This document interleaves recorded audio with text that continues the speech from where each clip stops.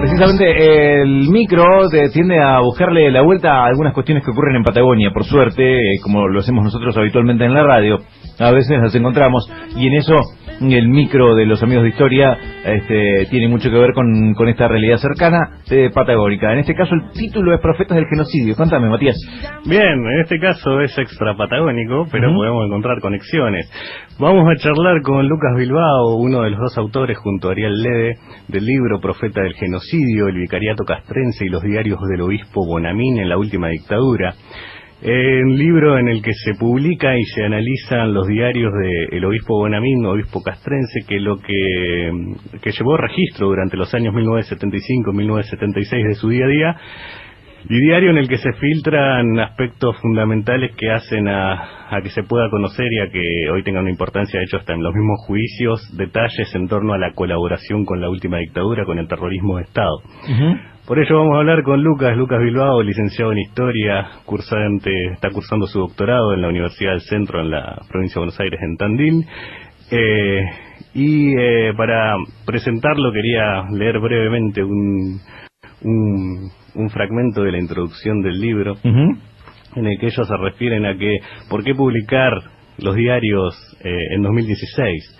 ¿Por qué publicarlos y por qué analizarlos? Y entre una de las causas dicen, porque son un testimonio cabal de la idea que sin más demoras debe multiplicarse en escuelas, universidades, iglesias, tribunales, banquillos y organizaciones políticas de todo el país. La última dictadura fue militar, civil y también católica. Hola Lucas, ¿nos escuchás? ¿Cómo estás, Lucas? Hola a todos, hola Matías, muchas gracias por la comunicación. Bien, te escuchamos un poquito bajo, pero te escuchamos. Flavia, Diego, Matías, acá estamos. Hola Matías, hola Lucas, hola Flavia. Hola para todos. Estoy bien, sí, se te escucha un toque bajo, fíjate si te puedes acercar más el teléfono o algo así. Estoy muy al lado del teléfono ahí. Ahora te escuchas mucho mejor, casi es un susurro en el oído, susurro en el oído. Profeta del Genocidio, Lucas, Ariel, el trabajo realizado y en principio, ¿cómo te encontraste con semejante objeto de estudio? Es mi principal pregunta. Tu principal pregunta, bueno. Los diarios nos llegan casi por casualidad. Estábamos trabajando o mirando cuestiones vinculadas a los curas del tercer mundo, y uno de ellos, que es un jesuita, que era archivero, falleció, Pichi Mesegeyer, aparece con ese material, un tipo ya grande que dice, bueno, yo ya no tengo oportunidad de trabajarlos, pero podemos empezar. Esto te hablo del año 2009, así que arrancamos despacio y bueno, fuimos avanzando a lo largo de los años, pero fue casi de casualidad. Bien, de hecho el obispo Bonamín había dejado explícitamente su deseo que se quemasen esos diarios personales. Así es, de hecho pudimos contactar a uno de los responsables de esas quemas, que bueno, sí, había sido esa la orden y habían estado incluso quemando papeles y cuestiones más de él, papeles personales donde decía que podía comprometer a otros, pero bueno, no sabemos cómo han llegado o cómo han quedado, digamos, estas agendas que justamente al ser tan personales, tan íntimas, ahí sí, como vos decías al principio, contienen una riqueza de datos que no solo nos permiten conocer una persona, sino fundamentalmente conocer una institución de la que poco conocíamos, digamos, porque es una institución casi vallada, que no permite el ingreso a conocer su historia y que no lo ha permitido, digamos, a lo largo de los años. Llegan a las agendas, ¿cómo están? ¿Qué son agendas de papel, hechas a mano, Sí, son cuadernos viejos? Son las agendas, digamos, comunes, grandes, en el que día por día el obispo las utilizaba un poco como agendas, un poco como diario íntimo, un poco como recordatorio de las cosas que debía hacer, y esa es quizás la clave de los diarios, porque bueno, anotaba con quién se había visto, de qué habían conversado, cuáles eran los problemas políticos, militares, eclesiásticos del día a día. ¿Y ustedes en ese recorte histórico que encuentran, desde qué año hasta qué año encuentran? En este momento hay 3 diarios, solo publicamos 2, publicamos el 75 y el 76, y a la espera ha quedado el 78, viendo la posibilidad de bueno, si se podía encontrar o ver, no sé, mayor material. Fundamentalmente el 77 es un año clave, Sí. Clave, además de por la profundización del terrorismo de Estado. Bueno, aparecen los reclamos de los primeros organismos de derechos humanos, aparecen en el 76, ¿no? Pero bueno, con fuerza ya en el 77, matan a otro obispo, a Ponce de León, en el 76 lo habían matado a Angelelli, que eran dos voces claves, disonantes, digamos, a la dictadura. Entonces, bueno, no se publicó el 78 pensando que quizás pudiese aparecer o pudiésemos encontrar más información, y además de para hacer un libro un poco más ágil, porque si no puede ser también un gran aburrimiento leer 3 diarios. Respecto a Angelelli, que es de lo que comenzamos hablando recién en off y que continuamos a propósito de Bergoglio, como para arrancar por el lugar de las anotaciones del diario de Bonamín, ¿qué tipo de anotación aparece en torno a Angelelli? Sobre Angelelli aparece, y eso es lo que también nosotros pudimos presentar en su momento en la etapa del juicio. El juicio se llevó a cabo entre 2013 y entre 2012 y 2014. Antes de publicar el libro, nosotros tuvimos que presentar material, y lo que fundamentalmente lo que demostrábamos en eso era el rol que había cumplido el vicariato en la ayuda a la demonización de Angelelli, digamos, como una figura, una especie de ir quitándole cualquier tipo de apoyo. Militar nunca lo tuvo, pero apoyo eclesiástico al menos, deslegitimando su figura. Y bueno, en eso fue clave también el vicariato, que es una institución de la misma Iglesia Católica. Bueno, ahí hay muchas anotaciones. En el año 75, en el año 76 está más caldeada la cosa. Incluso Bonamín va a celebrar una misa a la Fuerza Aérea, por la cual Angelelli le había denegado, no había permitido que fuese un cura de él, porque por todos los conflictos que ya estaba teniendo con los militares, en realidad los militares con Angelelli. Entonces él no permitió que ningún cura fuese a celebrar misa. Entonces va Bonamín, hace una misa, dice unas palabras, habla del demonio que está en esta casa, etcétera. Bueno, y después una parte fundamental es cuando Angelelli lo matan, Bonamín está en Europa, pero al regreso, al otro día que regresa a Europa, enseguida tiene una reunión con un militar, y de esa reunión vuelca, entre otras cosas, una frase que es de lo que habían estado hablando, ¿no? Entre las frases que anota, registra Angelelli, y entre signos de pregunta, un tiro en la cabeza. Bien. Es decir, que son esas conversaciones que se daban entre militares y el obispo, y ya eso derriba toda la cuestión del accidente. Recordémosle a la gente que Angelelli habían querido hacer pasar su asesinato como un accidente automovilístico. Exactamente. Sí. Bien.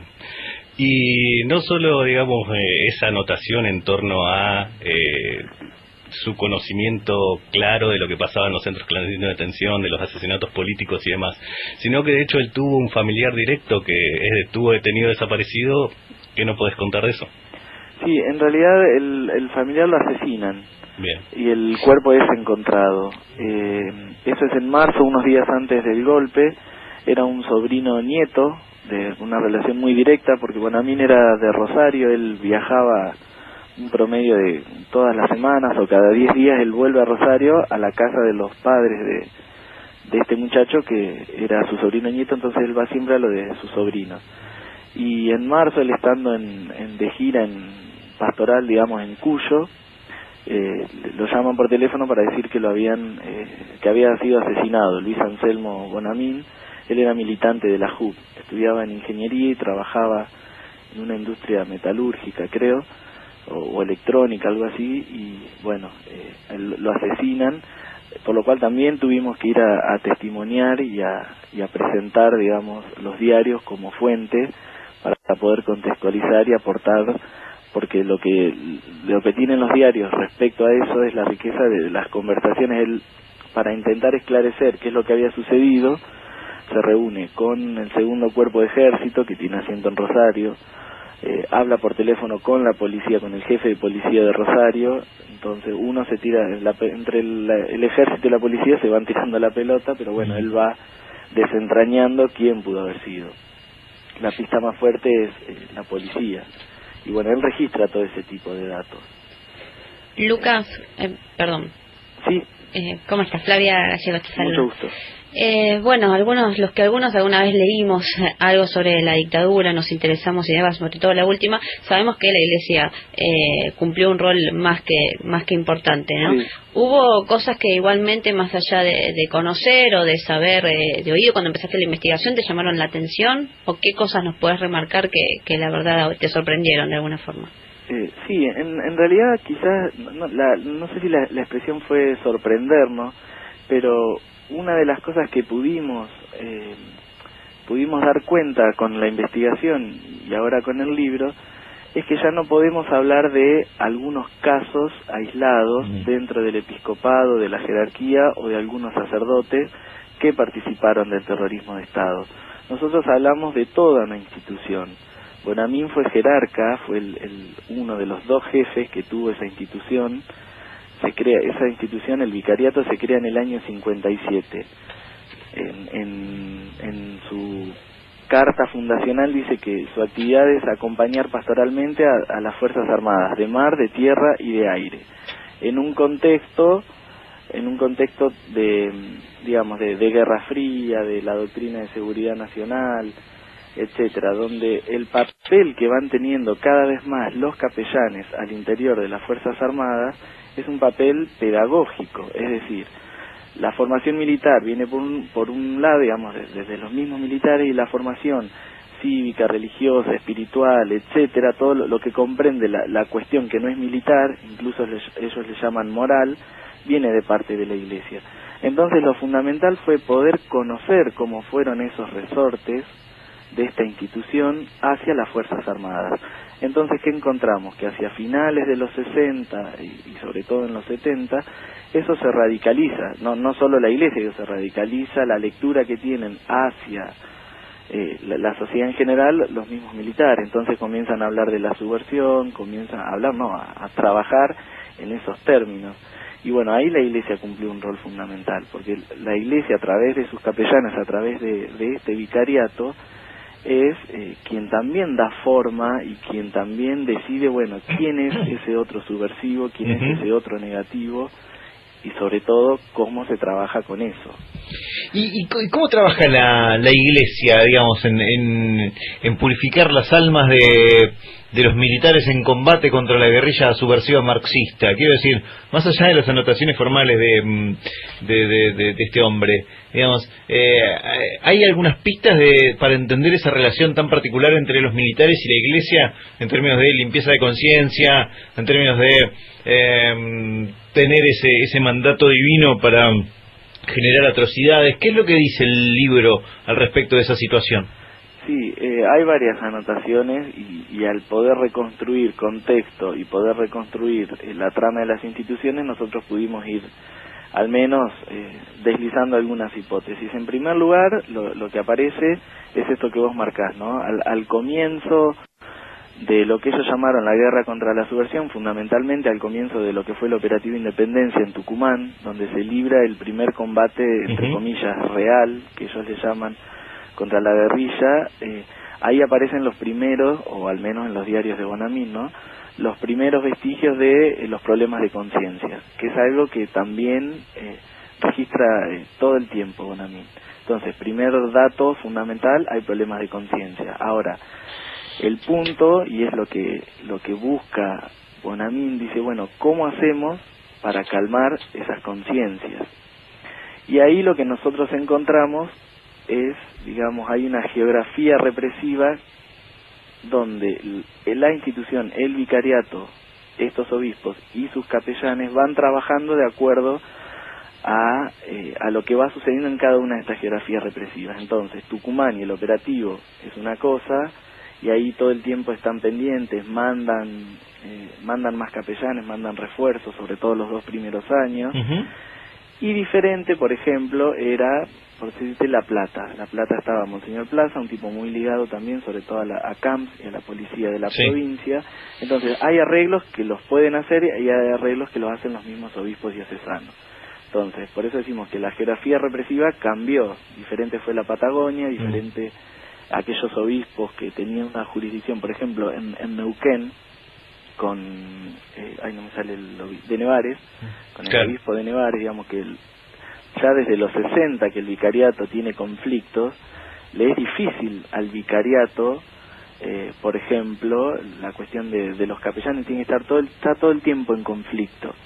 Entonces, esa geografía represiva también marcó de alguna manera el apoyo, un apoyo certero, digamos, de parte de algunos obispos, y en algunos casos y en algunos momentos Bonamín podía o mandar más capellanes, podía ir él, etcétera. Pero bueno, ahí también entran las diócesis particulares y los conflictos que va a ir teniendo con otros obispos. Claro, pero eso fue articulado, quiero decir, había una definición de mover capellanes de un lado para otro, una suerte de táctica para fortalecer la moral de las tropas. Sí, eso fundamentalmente en el operativo Independencia. Después ya te digo, después fueron como, hubo arreglos, digamos, por debajo de la mesa, por así decirlo. Pero sí, frente a conflictos como fue el operativo Independencia en Tucumán y como después fue Malvinas, digamos, ahí el vicariato jugó un rol fundamental. Y en el medio, digamos, porque estos son dos conflictos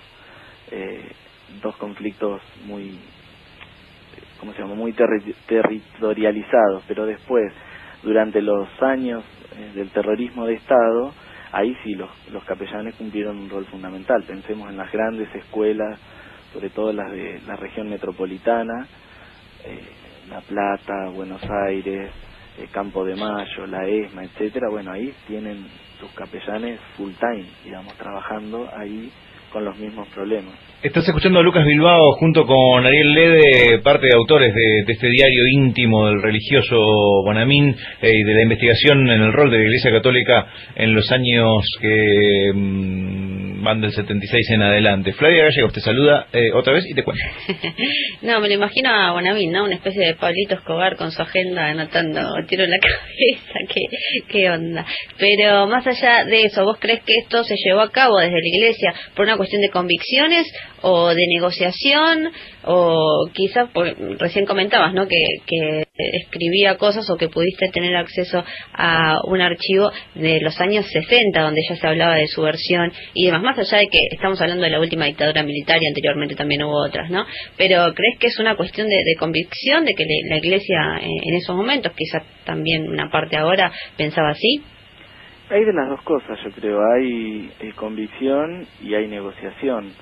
Las convicciones fundamentales eran, digamos, la subversión marxista ataca el conjunto fundamental de los valores de la Argentina.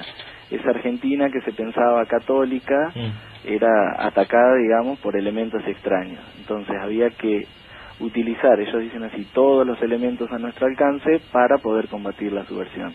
Y el elemento, de acuerdo a las fuentes que uno lea, va a encontrar, o el elemento psicológico, el elemento moral, está claramente en manos de la Iglesia Católica, y para las Fuerzas Armadas está claramente en manos del vicariato castrense.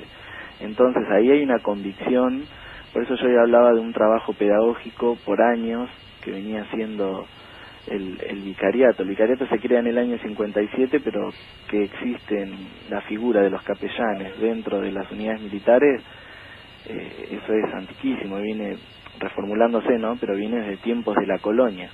Ahora, al tener una institución que solo se dedique a eso, va aumentando el número de capellanes, y nosotros ahí es el gran trabajo que pudimos hacer, bueno, poder reconstruir el número de capellanes que hubo, dónde estuvieron distribuidos, cuáles son los años en los que existe una mayor cantidad de capellanes, que coincide al mismo tiempo con los años del terrorismo de Estado.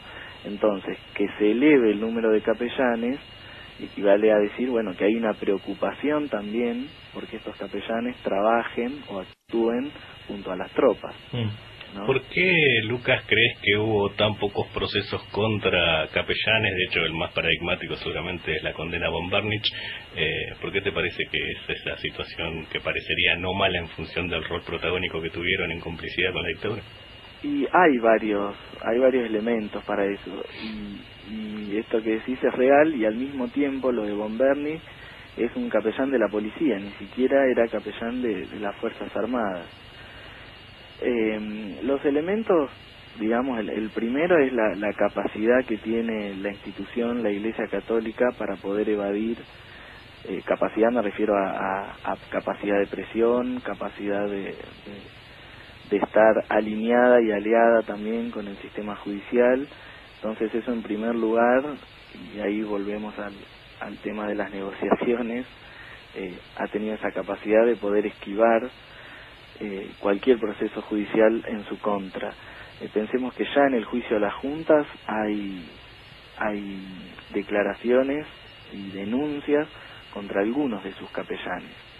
Después, otra cuestión es que siempre, a lo largo, digamos, de estos 30, sobre todo de la democracia, del regreso a la democracia en adelante, la cuestión de los capellanes pareció haber sido cuestiones puntuales. Von Berni, el capellán de Campo de Mayo, entonces se ponían las tintas sobre personas individuales sin poder pensar el complejo institucional, la arquitectura institucional que sostenía cada uno de estos capellanes. Esa segunda cuestión. Y tercera cuestión y fundamental es que la mayoría están muertos, porque son personas que ya en los 70, la mayoría tiene entre 50 y 60 y algo de años, en los 70. O sea que nosotros hicimos una especie de conteo. Yo creo que ahora quedan de esos capellanes que participaron alrededor de 8 o 10, no más, vivos. Bueno, lo han logrado, han vencido el tiempo. Han vencido el tiempo algunos. Hay dos casos claves que son Gracelli, el capellán Gracelli, que fue el secretario del vicariato por largos años y el que dispusieron para que tome las denuncias por desaparecidos, porque cuando empiezan los familiares a querer buscar, a los primeros lugares que van, lógicamente, y por la presencia que tiene la Iglesia Católica en la sociedad argentina, lógicamente es la Iglesia. Entonces van ahí al lugar del vicariato castrense. Entonces Gracelli empieza a tomar, no son denuncias, pero empieza a tomar para ver qué puede hacer, y recaba alrededor de 2.500 fichas. Eso ya en el juicio de la Junta se vio, ahora esas fichas están en manos de la justicia, pero Gracelli siempre ha sido llamado como testigo. Ustedes imagínense, 2.500 personas anotadas en fichas, todas desaparecidas, y el que no pudo hacer nada. Pensemos en el vicariato y la íntima relación que tenía con las Fuerzas Armadas. Tal cual. Entonces ahí hay algo, o sea, ahí directamente es la justicia la que tampoco quiere operar, porque Gracelli, por más que uno quiera tener buena fe, Gracelli no es un testigo común, digamos. Es alguien que participa en todo el engranaje, pero bueno, nadie o hasta ahora no han querido ver de qué manera ese engranaje funcionó del todo. Entonces ahí volvemos nosotros a decir, bueno, pero los capellanes tuvieron un rol fundamental, no eran tipos ajenos a las unidades militares, no era alguien extraño, era alguien que iba 6 veces a la semana, algunos trabajaban a tiempo completo, es decir, 8 horas, otros trabajaban 4 horas, pero iban todos los días, y no es que no tenían relación ni con los altos mandos, sino todo lo contrario. Entonces no fueron personajes que estuvieron en la periferia de la estructura y del terrorismo de Estado, sino todo lo contrario. Estos capellanes y el resto, porque como les digo, cuando los familiares comienzan, el resto digo en general de la Iglesia, sí, cuando los familiares comienzan a querer saber datos sobre sus familiares detenidos, desaparecidos, que hasta ese momento no se sabía, van a las iglesias. Es decir, la Iglesia estuvo desde el minuto 1 en este proceso, digamos, del terrorismo de Estado, acompañando el terrorismo de Estado o siendo testigo por las denuncias de víctimas. Así que bueno, nada, la Iglesia no ha tenido en la justicia, no ha brindado, digamos, sus explicaciones ante la justicia. Ahora creo que es muy tarde, pero bueno, son otras discusiones. Lucas, te agradecemos desde ya esta comunicación. Sabemos que estás en la segunda parte del libro, por lo menos nos contaste algo de eso. ¿Para cuándo? ¿Tiene fecha de visibilización, de visibilidad? No, todavía no. Eso quedó en algún momento como para ver, digamos, los años en el medio también nos podrían proporcionar, no sé, o hasta mayor bibliografía, etcétera. Vamos a ver si lo nuestro también puede ser un aporte y seguir pensando, seguir discutiendo otras cosas que, en resumidas cuentas, el libro es eso, es una interpretación que hacemos sobre una institución que hasta ahora no estaba trabajada, analizada. Bueno, pero suponemos que vendrán más aportes, vendrán más lecturas, más autores, así que bueno, bienvenidos los que quieran también sumarse a poder discutir esto que ya te digo, no es una institución ni ajena a la sociedad argentina, sí, claro, en este momento mucho menos ajena a las Fuerzas Armadas. Muchísimas gracias. No, por favor, muchas gracias a ustedes y bueno, saludos por ahí. Lucas Bilbao en contacto con nosotros a través del micro del Sempat CONICET. Escuchaba muy bajo, pero estuvo interesantísimo. Wow, qué historia, ¿no? Porque son ¿cuántos capellanes hay? Como entre 300 y 400 se descubre por ahí dando vueltas, de los que estaban vivos, digamos. Sí, debería andar por ahí el número, pero no podría precisar. Parece, así como para cerrar, muy fuerte el epitafio de este hombre, Bonamín.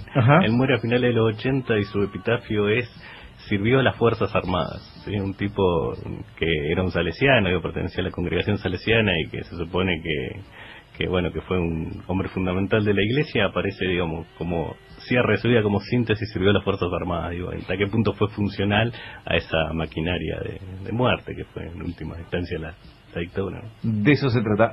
Muchísimas gracias, don Matías. Matías Chávez, presentado por el Instituto Patagónico de Ciencias Sociales y Humanas. Genial.